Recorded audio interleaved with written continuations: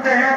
5 سال مداومے کے بعد جب عدالت رکھتی ہے یہی عدالت ان کو نااہل قرار دیتی ہے. پھر جب موقع ملتا ہے یہی عدالت ان کو اہل قرار دیتی ہے. میں اور آپ اسی سلسلے میں کھیلتے جا رہے ہیں. میں اور آپ بھی برابر کے گناہگار ہیں. رب کعبہ کی قسم ہے جتنا بھی ملک پاکستان کا 75 سالوں میں نقصان ہوا ہے اس میں ہمارے آبا و اجداد بھی قصوروار ہیں جنہوں نے ان لوگوں کو منتخب کیا تھا. آج پھر وہی دور دہرایا جا رہا ہے کہ آج موقع ہے اپنے ضمیر کی آواز دیکھیں کہ کون سا شخص جو ہے اس ملک کی بھاگ دوڑ سنبھالنے کے لیے بہتر ہے. جو شخص امانت دار ہو, جو شخص ایمان کے حوالے سے اللہ کا نافرمان نہ ہو, حدود اللہ کی عبادت کرنے والا ہو, 5 وقت کا اگر نمازی ہے, پکا نمازی ہو, مسجد میں آ کر کے ادا کرنے والا ہو, کیونکہ یہ اللہ کے ساتھ خیانت کرنے والا نہیں, اس نمائندے کو منتخب کر لو. میں نہیں کہتا کہ آپ کسی عالم دین کو منتخب کرو, نہیں کہتا کسی داڑھی والے کو منتخب کرو, نہیں کہتا کسی پگڑی والے کو منتخب کرو. میرا ہونا تو یہ ہے کہ پہلے تو یہ دیکھو تیرا نمائندہ 5 وقت تیرے ساتھ کھڑے ہو کر کے تیرے ساتھ نماز پڑھنا دوبارہ بھی کرتا ہے کہ نہیں. اگر ایسا ہم نے نہ کیا تو پھر کیا ہوگا؟ اللہ کے نبی جناب محمد صلی اللہ علیہ وسلم کی حدیث سنا کر کے اپنی بات ختم کرتا ہوں. نبی صلی اللہ علیہ وسلم کی 2 حدیثیں سنا. پہلی حدیث یہ ہے کہ نبی صلی اللہ علیہ وسلم نے فرمایا, بریدہ رضی اللہ عنہ حدیث کے راوی ہے, من استعملناه على عمل فرزقناه رزقا, کہ جس شخص کو بھی ہم کسی چیز کا عامل بنا دیتے ہیں, حکومت کے حوالے سے یہ کتاب میں جو ہے باب باندھا گیا ہے کہ حکومتوں کے حکام کے حکمرانوں کے وظائف تحفے تحائف ان کو ملنے والے مراعات, اس کے تحت جو ہے یہ حدیث لائی گئی ہے کہ جس شخص کو ہم اس کی مقرر کردہ ڈیوٹی کے مطابق تنخواہ مقرر کر دیتے ہیں وہ اس کو لیتا ہے. فما اخذته لذلك فهو غلول, جو اس مقرر کردہ تنخواہ کے علاوہ لے گا وہ خیانت ہے. وہ کیا ہے؟ خیانت ہے. مثال کے طور پر آپ کا وزیر اعظم ہے, وزیر اعلیٰ ہے, ایم پی ہے, دیگر نمائندے ہیں, ان کی تنخواہیں مقرر ہیں. اگر ان تنخواہوں کے علاوہ جو ان کو آپ کے اوپر خرچ کرنے والا فنڈ ملتا ہے اس میں سے بھی یہ ہڑپ کر کے اپنی جائیدادیں بناتے ہیں تو یہ خائن ہیں. ایسے خائنوں کو اگر آپ منتخب کریں گے تو اللہ کی قسم آپ امانت کو غیر اہل کی طرف, یعنی جو نااہل ہے اس کے سپرد کرنے جا رہے ہیں, اپنے علاقے کے اپنے حلقے کو اس کے حوالے کرنے جا رہے ہیں. جس نے آپ کے حلقے کی جو حقوق تھے اس کی وجہ اس نے اپنی جائیدادیں بنانی ہے, اس MLA کو منتخب کرنے جا رہے ہیں جس نے اپنی جائیدادیں بنانی ہے, بڑی بڑی گاڑیوں میں گھومنا ہے, اپنی جہازیں کی سنوارنی ہے, اپنی نسلوں کو سنوارنا ہے. کل قیامت کے دن آپ سے پوچھا جائے گا, کیونکہ قیامت کی نشانیوں میں نشانی ہے آخری حدیث.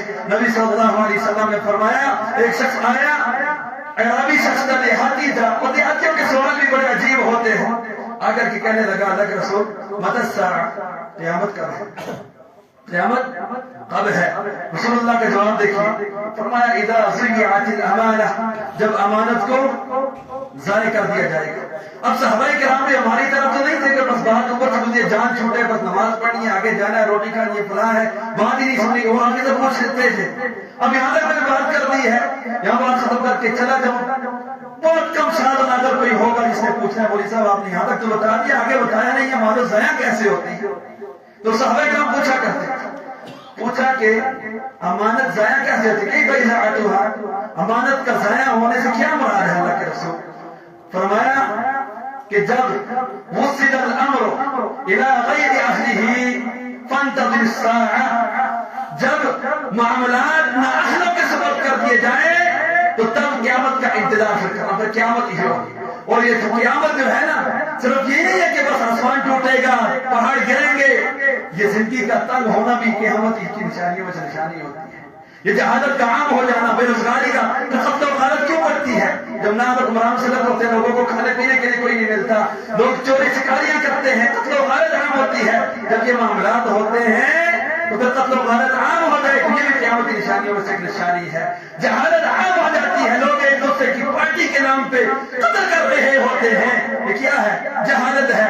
جہالت عام ہو جائے, یہ قیامت کی نشانیوں میں سے نشانی ہے. اور ان کے پیچھے جو ہے کردار ادا کرنے والے یہی نمازی ہوا کرتے ہیں.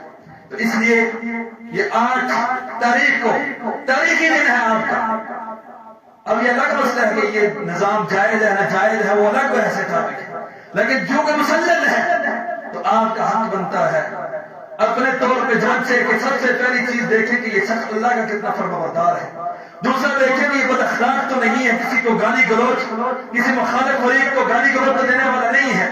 اگر مخالف فریق کو گالی گلوچ دے کر کے اپنے آپ کو جو ہے شہرت یافتہ کرنا چاہتا ہے, پھر بھی یہ آپ کی ووٹ کا حقدار نہیں ہے, چونکہ اس نے مسلمان کی عزت کا خیال نہیں رکھا. اب تو آپ کی عزت کا یہ کیسے خیال رکھے گا؟ تیسری چیز دیکھنی ہے کہ کبھی اس کے اوپر جو ہے کوئی ایسا ایلیگیشن اس کی جو سابقہ زندگی تھی اس میں یہ کس قدر جو ہے معاشی طور پر اسٹیبل تھا, اور جب یہ اقتدار میں گیا اس کے بعد جو ہے یہ کتنا جو ہے معاشی طور پر اسٹیبل ہوا ہے, مضبوط ہوا ہے. اگر جو ہے پہلے کی طرح اس کی حالت ہے یہ برابر برابر نہ ہونا چاہتا پھر تو ٹھیک ہے, لیکن اس کے حالات درست ہیں اور اس کے حلقے کے حالات خراب ہیں. یاد رکھیے جو اس کو مال ملا کرتا تھا, جو فنڈ ملا کرتا تھا, اس نے اسی فنڈ کے ذریعے سے اپنی زندگی بنائی ہے, آپ کی نسلوں کی زندگی بگاڑ کر کے رکھ دی ہے. ایسی شخص کو بھی منتخب نہ کریں. میری مراد جو ہے کوئی واحد شخصیت واحد پارٹی نہیں ہے, عمومی طور پہ میں بتا رہا ہوں کہ اس طریقے سے جو ہے پرکھا کریں اور اپنے ملک کی باغ دوڑ جو ہے اہلوں کو دیں, نہ اہل سے جو ہے بچ جائے. اور سب سے بہترین چیز یہ ہوگی کہ ایک طرف سورج کا آپ کو کہے کہ سورج کا انتخاب کرو, دوسری طرف کہا جائے کہ ستاروں کا انتخاب کیا جائے یا چاند کا انتخاب کیا جائے. عقل مند شخص وہ ہے جو سورج کا انتخاب کرے کیونکہ اس کی روشنی زیادہ ہوتی ہے. ایک طرف آپ کے حق میں اگر عالم دین ہے, دوسری طرف جاہل کھڑا ہے, تو عالم دین کا انتخاب کر لو, کیونکہ عالم دین کے حوالے جب مسئلہ کرتے ہو وہاں پہ وہ خیانت نہیں کرتا, وہ یہاں پر بھی آپ کی امانت جو ہے وہ پاس رکھے گا, خیال رکھے گا. اگر نہیں رکھے گا تو آپ اس کو ہر جگہ مسلط پہ ہی پکڑ سکتے ہیں, جنازے پہ پکڑ سکتے ہیں, آپ کے اندر رہنے والا بندہ ہوگا. یہ میرا جو ہے آپ کے حوالے سے جو ہے یہ بات آج کرنا ضروری تھی کہ امانت جو ہے ان کے اہل کی خدمت کرنی چاہیے. اللہ سے دعا کہ اللہ رب العالمین عمل کی توفیق عطا فرمائے. هذا ما عندي واخر دعوانا ان الحمد لله رب العالمین.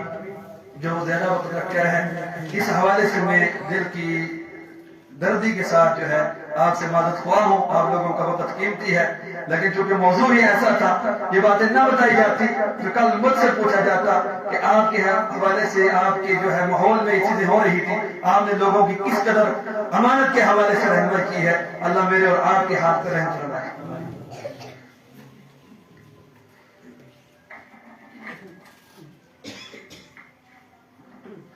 الحمد لله إن الحمد لله نحمده ونستعينه ونستغفره ونعوذ بالله من شرور أنفسنا ومن سيئات أعمالنا.